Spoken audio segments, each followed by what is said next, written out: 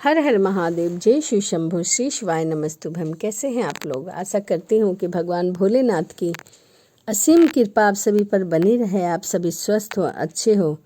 इसी कामना के साथ आज हम सुनेंगे नंदी के जन्म की कथा कि किस प्रकार नंदी का जन्म हुआ और किस प्रकार मनुष्य के अच्छे आचरण से, अच्छे कर्म से अच्छी योनि मिलती है। तो चलिए शुरू करते हैं। ब्रह्मचारी व्रत का पालन करते हुए एक बार शिलाद ऋषि को भय सताने लगा कि उनकी मृत्यु के बाद उनका संपूर्ण वंश समाप्त हो जाएगा। इसीलिए वह एक शिशु को गोद लेना चाहते थे, लेकिन वो चाहते थे कि वह शिशु को गोद ले और वह आध्यात्मिक हो। उस समय भगवान शिव का विशेष कृपा था उनके ऊपर। भगवान शिव की असीम आशीर्वाद थी, इसीलिए अपने कामना की पूर्ति के लिए वह कठोर तप प्रारंभ किया। कई वर्षों तक वे तप में लीन रहे, जिससे प्रसन्न होकर भगवान शिव उनके समक्ष प्रकट हो गए और उनसे वरदान मांगने को कहा।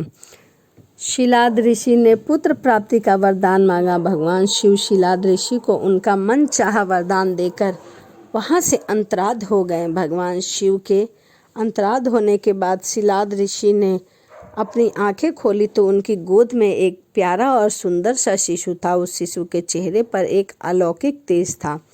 शिलाद ऋषि ने उसका नाम नंदी रखा और उसका पालन पोषण करने लगे। उससे बहुत स्नेह करते थे, किंतु नियति ने नंदी के लिए कुछ और ही लिख रखा था। एक दिन मित्र और वरुण नामक दो संत शिलाद ऋषि के मुनि आश्रम में पधारे। शिलाद ऋषि ने उनका खूब आदर सत्कार किया। नंदी ने भी उनकी बहुत सेवा की।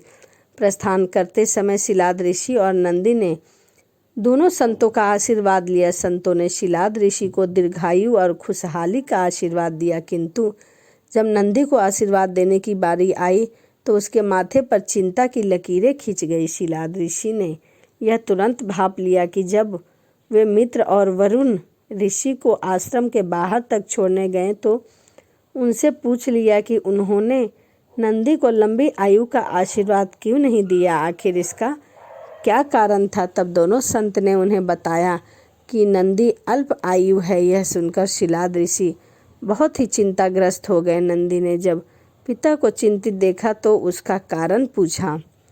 पिता ने शिलाद ऋषि ने नंदी को पूरी सच्चाई बता दी। पिता की बात सुनकर नंदी हंसने लगा और आश्चर्यचकित। पिता ने जब हंसने का कारण पूछा तो नंदी बोला, पिताश्री, आपने मुझे भगवान शिव की कृपा से प्राप्त किया है।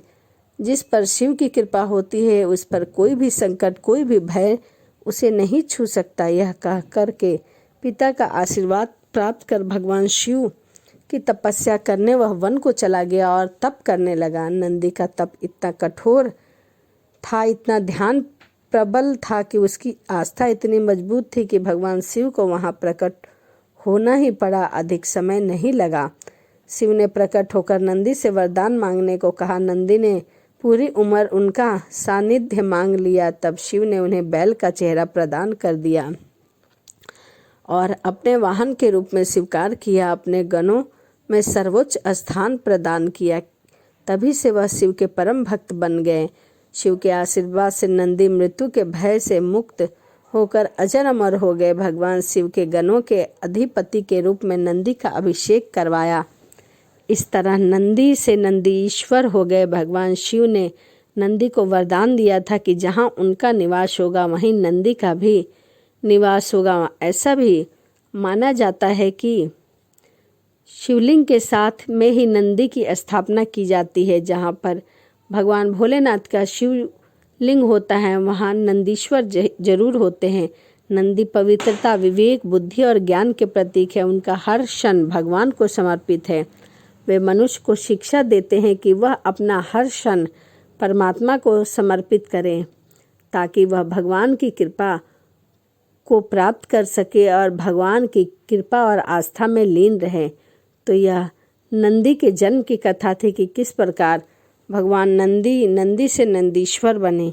तो चलिए इसी के साथ वीडियो को समाप्त करते हैं और मिलते हैं अगली वीडियो में। यदि आपको वीडियो अच्छी लगी हो तो प्लीज़ चैनल को लाइक, कमेंट, सब्सक्राइब जरूर करिए। तो चलिए इसी के साथ मिलते हैं अगली वीडियो में। हर हर महादेव, जय शिव शंभु, श्री शिवाय नमस्तुभ्यम।